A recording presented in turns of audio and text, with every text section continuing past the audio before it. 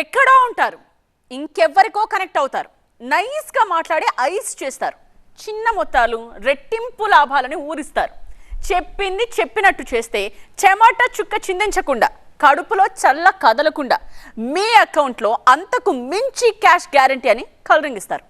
ఇలాంటి మాయమాటలకు కరిగిపోయారో మీ ఖాతా కల్లాసే, మీ బతుకు బర్బాసే. నమ్మడం లేదు కదా? అయితే ఈ స్టోరీ చూడండి. సాంకేతిక పరిజ్ఞానం డిజిటల్ యుగంలో మానవ జీవితాన్ని సులభతరం చేసింది. అదే సమయంలో కొత్త తరహా నేరాలకు మార్గం సుగమం చేసింది. క్రిప్టో కరెన్సీ పేరుతో జరుగుతోన్న మోసాలు సామాన్య ప్రజల ఆర్థిక స్థితిని దెబ్బతీస్తూ వాళ్ల కష్టార్జితాన్ని క్షణాల్లో ఆవిరి చేస్తున్నాయి. గతంలో మోసాలంటే ఫేక్ డాక్యుమెంట్స్, చెక్కులు, చిట్టీల్లాంటి రూపాల్లో ఉండేవి. ఇప్పుడవి డిజిటల్ రూపం దాల్చి అంతు చిక్కకుండా విస్తరిస్తున్నాయి. తక్కువ పెట్టుబడితో ఎక్కువ లాభం. క్రిప్టో కరెన్సీ అంటే ఏంటో కూడా చాలా మందికి తెలియదు. తక్కువ పెట్టుబడితో ఎక్కువ లాభం అనేసరికి టెంప్ట్ అవుతున్నారు. Social media, messaging apps, fake వెబ్సైట్లలో మోసగాళ్లు వల విసురుతున్నారు. ఆకర్షణీయమైన ప్రకటనలు, నకిలీ రివ్యూలు, ప్రముఖుల పేర్లతో ప్రచారం చేస్తూ ప్రజలను అట్రాక్ట్ చేస్తున్నారు. ఈ మోసాల లక్షణం త్వరగా ధనవంతులు కావచ్చని. షార్ట్కట్లో లక్పతి అయ్యే ఛాన్స్ అంటే గుట్టిగా నమ్మాడు విశాఖకు చెందిన రత్నరాజు. ఒకరోజు జూమ్ మీటింగ్లో అజీం ఖాన్ అనే వ్యక్తి కనెక్ట్ అయ్యాడు.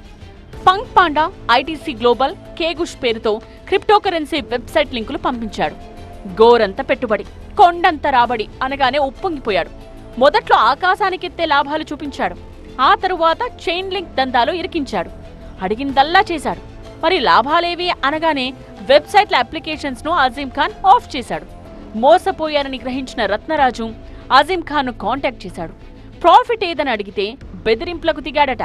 ఉన్నతాధికారుల అండదండలున్నాయి, నీకు దిక్కున్న చోటు చెప్పుకోమని తెగేసి చెప్పాడట. అంతేకాదు, హనీ ట్రాప్ కేసులో ఇరికిస్తా, అలా చేయకుండా ఉండాలంటే 20 లక్షలు ఇవ్వాలని డిమాండ్ చేయడంతో బాధితుడు బిత్తరపోయాడు. చేసేది లేక కంచర్పాలెం పోలీసుల్ని ఆశ్రయించాడు. బాధితుడి ఫిర్యాదుతో కేసు నమోదు చేసిన పోలీసులు ఆజీం ఖాన్ ను అరెస్ట్ చేశారు. రత్నరాజును మాత్రమే కాదు, దాదాపు 50 మందిని మోసం చేసి 10 కోట్ల రూపాయలు వసూలు చేసినట్టు పోలీసుల విచారణలో తేలింది. క్రిప్టో కరెన్సీ మోసాలపై ప్రభుత్వ చర్యలే కాదు, ప్రజల జాగ్రత్త కూడా అవసరం.